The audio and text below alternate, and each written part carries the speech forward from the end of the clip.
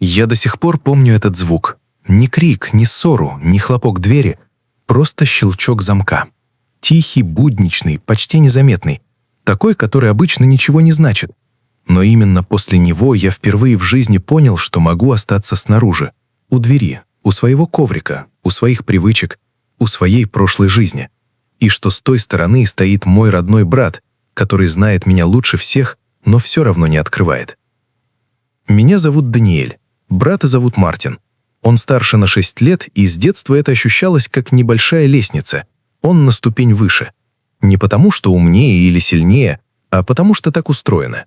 Он первым договаривался с учителями, первым спорил с отцом, первым принимал решения, а я, младший, чаще подстраивался.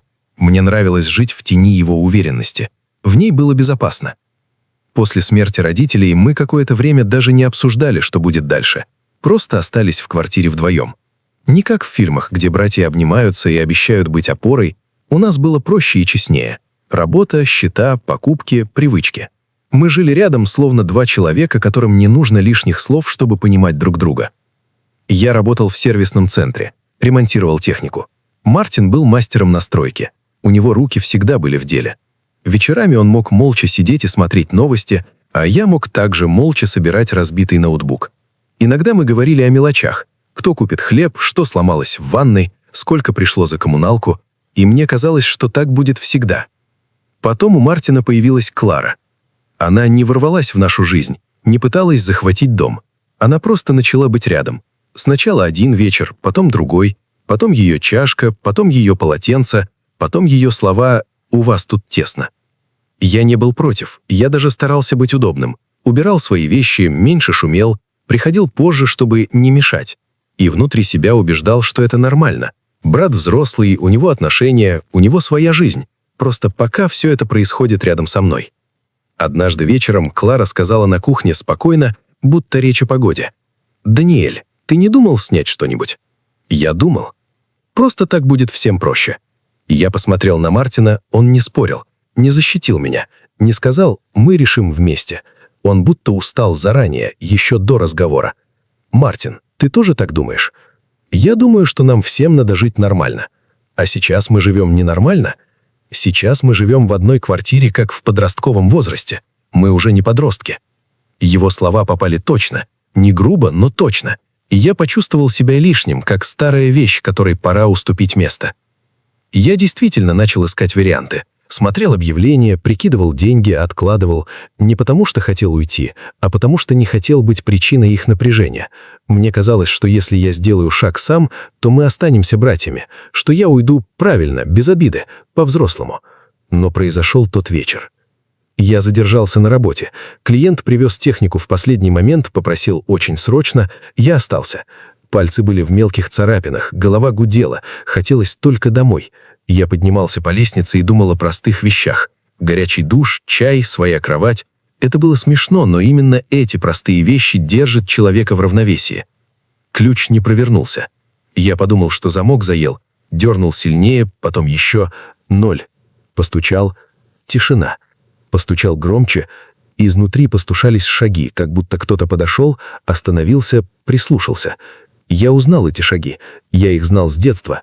Мартин всегда ходил так, быстро, уверенно, без лишних пауз. «Мартин, открой!» «Даниэль, ты переночуешь где-нибудь?» «Ты серьезно?» «Да». «Почему?» «Потому что так будет лучше». Я стоял, будто меня поставили в угол. Не физически, а внутри. У меня будто забрали право спорить. Я снова постучал, уже тише, как ребенок, который вдруг понял, что это не игра. «Мартин, я же домой пришел. Сейчас не надо, пожалуйста». В этот момент у меня началась дрожь. Не от холода, от унижения. От ощущения, что я лишний в собственном доме. И еще от того, что я не ожидал этого именно от него. Я помню, как смотрел на дверь и пытался найти правильные слова, чтобы дверь открылась. Не аргументы, не претензии, а именно правильные слова, которые вернут нас в прежнее «мы». Но слов не находились. Был только щелчок замка в голове, который как будто уже прозвучал. Я спустился вниз, сел на лавку у подъезда и написал другу: «Можно у тебя переночевать?» И пока ждал ответа, впервые подумал: возможно, мы уже не семья в привычном смысле. Возможно, теперь у нас просто общая память.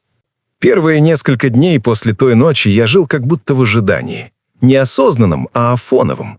Я не ждал конкретного звонка или слов. Я просто был уверен, что все это временно.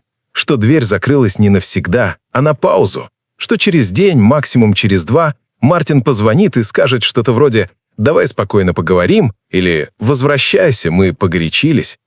Но дни шли, а тишина не менялась. Друг, у которого я ночевал, не задавал лишних вопросов. Он видел, что я не в том состоянии, когда хочется объяснять.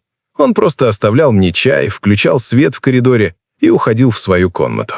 А я лежал на диване и прокручивал все снова и снова. Не как фильм, а как короткий отрывок, который застрял в голове. Дверь, замок, голос Мартина, слово «пожалуйста». Иногда мне казалось, что я мог сказать что-то другое, не то, что сказал, не тем тоном, не в тот момент. Иногда я ловил себя на мысли, что если бы я был постарше, увереннее, жестче, то, возможно, дверь бы открылась. И сразу же после этого мне становилось стыдно за эти мысли, потому что родство не должно проверяться силой характера. Через пару дней Мартин написал сообщение. «Когда сможешь зайти за вещами?» Ни «прости», ни «давай поговорим», просто логистика. Как будто мы были соседями, которые больше не живут вместе. Я ответил, что зайду вечером. Когда я поднимался по лестнице в тот день, сердце стучало сильнее обычного. Не потому, что я надеялся вернуться, а потому, что я боялся увидеть его лицо. Боялся, что оно будет либо слишком виноватым, либо слишком спокойным. И то, и другое было бы больно. Дверь открылась сразу. Это было почти издевательски правильно. Как будто та ночь была исключением, ошибкой системы. Но я уже чувствовал разницу. Дом изменился. Воздух был другой. Теснее, как будто меня там уже не ждали. Клара была на кухне. Она поздоровалась вежливо, сдержанно. Не холодно, но и не тепло. Я поймал себя на том, что не могу на нее злиться. Она делала то, что делала бы на ее месте почти любая женщина. Защищала свое пространство. Просто этим пространством оказался мой дом. Мартин стоял в коридоре, будто не знал, куда себя деть. «Ты долго?» «Работа». Я начал собирать вещи, самые необходимые. Остальное решил забрать потом. Мне хотелось уйти как можно быстрее. Не потому, что было невыносимо, а потому, что было слишком странно. Как будто я оказался в месте, которое вроде бы знакомо, но больше не принадлежит мне. «Даниэль, ты же понимаешь?» «Понимаю». Это было самое простое слово, которое я мог сказать. Потому что если бы я сказал больше, мы бы начали разговор, к которому никто из нас не был готов. Я ушел с сумкой и ощущением, что закрыл за собой не дверь, а целый период жизни. Первые месяцы отдельно были не про свободу, а про приспособление. Я снял маленькую комнату, там была узкая кровать, стол у окна и шкаф, который скрипел. Все было временным, и я жил так же. Не распаковывал вещи до конца, не вешал фотографии, не покупал лишнего, будто ждал сигнала «можешь возвращаться». Мы с Мартином созванивались. Не часто. Разговоры были короткие, аккуратные. «Как ты?» «Нормально. Живешь где?» «Снял комнату». «Ясно». Иногда он говорил «надо будет увидеться», но мы так и не назначали дату. Потому что «надо будет» — это не приглашение, а способ отложить разговор. Со временем я стал замечать, что звоню ему все реже. Не специально, просто каждый раз перед тем, как набрать номер. Внутри возникало ощущение неловкости, как будто я вторгаюсь в его новую жизнь. И это чувство постепенно стало привычным. Про свадьбу я узнал не сразу. Мартин позвонил вечером, говорил немного сбивчиво. Мы с Кларой решили расписаться. «Поздравляю. Ты приглашен». Он сделал паузу, и в этой паузе было все. И его сомнения, и мое напряжение. «Когда?» «Через месяц». Я сказал, что подумаю. И это была правда. Я действительно думал. С одной стороны, он мой брат, единственный. И логично было бы прийти, поддержать, показать, что мы семья, несмотря ни на что. С другой стороны, я ясно понимал, что на этой свадьбе мне будет некомфортно. Не из-за гостей, не из-за Клары, а из-за того, что я не знал, кем я там буду. Братом или человеком из прошлого, которого пригласили из вежливости. Я представлял, как захожу в зал, как кто-то спрашивает «А вы кто?», как Мартин подходит, обнимает, но чуть скованно, как я улыбаюсь, делаю вид, что все в порядке. И чем больше я представлял, тем яснее понимал. Я не хочу быть частью праздника, в котором чувствую себя лишним. За неделю до свадьбы я позвонил ему сам. «Мартин». «Да». «Я, наверное, не приду». «Почему?» «Не хочу, чтобы тебе или мне было неловко». Он молчал долго, потом сказал: «Я понимаю». И я услышал в его голосе не обиду, а облегчение, как будто он сам боялся этого момента и рад, что решение принято без него. После этого между нами возникла еще одна невидимая стена. Не из злости, из молчаливого согласия не заходить туда, где может быть больно. Свадьба прошла, я узнал об этом из фотографий. Они выглядели счастливыми, и это было правильно. Я не чувствовал зависти, только тихую грусть, что мы теперь в разных кадрах. Прошли годы. У Мартина родились дети, и я видел их пару раз. Хорошие, живые, шумные. Он был хорошим отцом, и это почему-то делало все еще сложнее.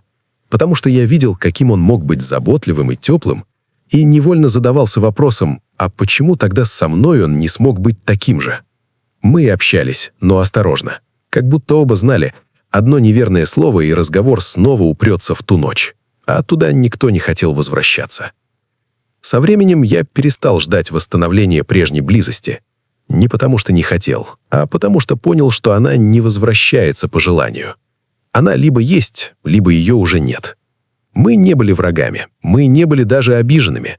Мы стали людьми с общей историей и разными жизнями. И эта дистанция росла не резко, а медленно, год за годом, как растет расстояние между двумя берегами, если река постепенно расширяется.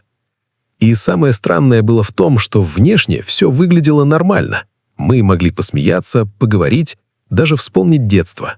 Но внутри я всегда чувствовал, если вдруг станет по-настоящему плохо, я уже не пойду к нему первым.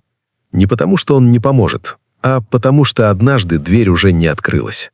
После свадьбы Мартина что-то внутри меня окончательно встало на место.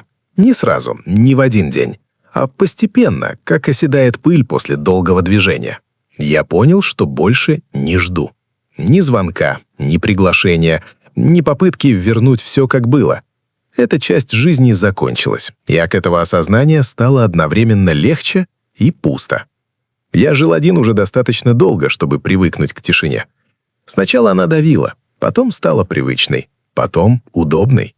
Я перестал включать радио просто чтобы был звук, перестал оставлять свет в коридоре, будто кто-то может прийти, перестал вздрагивать от каждого звонка телефона. Я научился жить без ожиданий. Но вместе с этим пришло другое чувство — осторожность. Я стал аккуратнее в словах, в отношениях, в людях. Я перестал подпускать близко автоматически. Раньше мне казалось, что близость — это естественно. Теперь я понимал, она требует выбора и риска. Иногда я ловил себя на странные мысли. Я боялся не того, что меня снова отвергнут. Я боялся привыкнуть к тому, что двери закрываются, и самому однажды сделать то же самое с кем-то другим. Это пугало больше всего. Когда жизнь стала просто жизнью. Моя жизнь стала очень обычной. Работа, дом, редкие встречи с друзьями. Я не жаловался, но и не радовался особенно. Все шло ровно, без провалов и без подъемов. Иногда я думал, вот она, взрослая жизнь, без острых углов, но и без ярких красок. Я видел Мартина редко.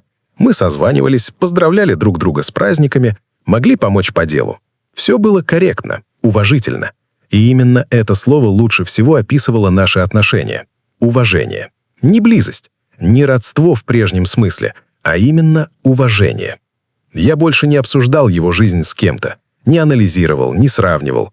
Его семья стала его миром, моя жизнь — моей. И я принял это не как поражение, а как факт.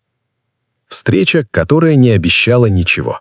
Я встретил Эмму тогда, когда уже не ждал от жизни сюрпризов. Это был обычный день, без настроения и без ожиданий. Очередь, магазин, ничего, что могло бы стать началом истории. Она просто стояла рядом и сказала: «Вы тоже думаете, что они сегодня никуда не торопятся?» Я усмехнулся и ответил: «У них, видимо, свой ритм». Это был разговор ни о чем, и именно поэтому он был важен. В нем не было напряжения, не было попытки понравиться, мы просто говорили. Мы вышли вместе, потому что оказалось, что нам по пути. Говорили дальше, о мелочах, о работе, О том, как сложно иногда объяснить, кем ты работаешь, если это не звучит красиво. О том, что все устали. Я заметил, что мне легко. Не потому что весело, а потому что не нужно быть кем-то другим. Мы не обменялись телефонами сразу. И это тоже было странно. Обычно в таких ситуациях есть либо импульс, либо ничего. А здесь было ощущение «можно продолжить, а можно и нет». Через несколько дней мы случайно встретились снова. И вот тогда уже обменялись номерами. Без фраз «давай созвонимся». Просто как естественный шаг. Мы начали встречаться осторожно. Я не торопился, и она не торопила. Мы могли неделю не видеться, а потом провести вместе вечер и разойтись. Спокойно, без напряжения. Но внутри меня все время был контроль. Я следил за собой, за тем, что чувствую, за тем, не начинаю ли я зависеть. И в какой-то момент поймал себя на том, что держу дистанцию не потому, что не хочу близости, а потому что боюсь. Она заметила это раньше, чем я был готов признать. Ты как будто всегда оставляешь шаг назад. Это плохо. Это больно. Она сказала это спокойно, без упрека.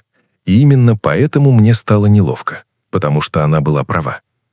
Я долго не рассказывал ей про брата, про дверь, про ту ночь. Мне казалось, что если я это скажу, то она начнет видеть меня через эту историю. А я не хотел быть тем самым. Когда все-таки рассказал, я говорил сухо, почти без эмоций. Но внутри все снова сжималось. Она слушала, не перебивала, потом сказала: «Ты не обязан был справляться с этим один. Но ты справился. Потому что пришлось». Она не пыталась меня лечить, не говорила, что надо разобраться. Она просто приняла, что во мне есть это место, которое болит тихо. И впервые за долгое время я почувствовал, что меня не торопит. Я понял, что хочу жить иначе.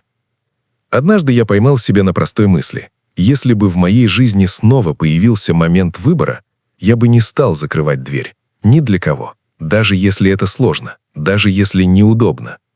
Это было не обещание. Это было понимание. Я понял это, когда Эмма однажды пришла ко мне поздно вечером, уставшая, молча сняла куртку и села на кухне. «Можно я просто посижу?» «Конечно». Мы молчали, пили чай, и в этот момент я вдруг ясно почувствовал. Вот так и выглядит дом. Не место, а состояние, когда тебе не нужно объяснять, почему ты здесь. Наше решение было тихим. Я сделал ей предложение без подготовки, без кольца в ресторане, без зрителей. Мы ужинали, говорили о чем-то бытовом, и вдруг я сказал: «Я хочу прожить с тобой жизнь». «Ты сейчас серьезно?» «Да». Она долго молчала, потом улыбнулась. «Я тоже. Никаких клятв, никаких обещаний навсегда, просто выбор быть вместе». Когда прошлое все-таки догнало. Перед свадьбой я много думал о брате. Не о том, придет ли он, а о том, кем он для меня теперь является. Я понял, что больше не жду от него того, чего он дать не может, и это освобождает. Я не строил ожиданий. Я просто жил своей жизнью. И, возможно, именно поэтому в день моей свадьбы внутри не было тревоги. Была спокойная радость и ощущение, что я сделал все правильно. Наш разговор с Мартином случился позже, когда уже не было смысла спорить, когда оба понимали цену времени. Он сказал: «Я знаю, что многое сломал. Да, я жалею. Я знаю». Я сказал ему правду, спокойно. Я простил. Но мы уже другие. Он кивнул, и это был первый раз, когда между нами не было попытки что-то исправить. Только принятие. Итог, который не выглядит как победа. Мы не стали снова «мы», но мы перестали быть раной друг для друга. Я построил свою семью. Он построил свою. Я научился не закрывать двери и научился принимать, что не все двери в жизни должны быть открыты. И, если честно, этого достаточно. Если вы читаете это и узнаете себя или кого-то из окружения, перешлите историю тем, кому она может быть нужна. Иногда самое важное понять, что даже после потери близости жизнь не обрывается, она просто становится другой.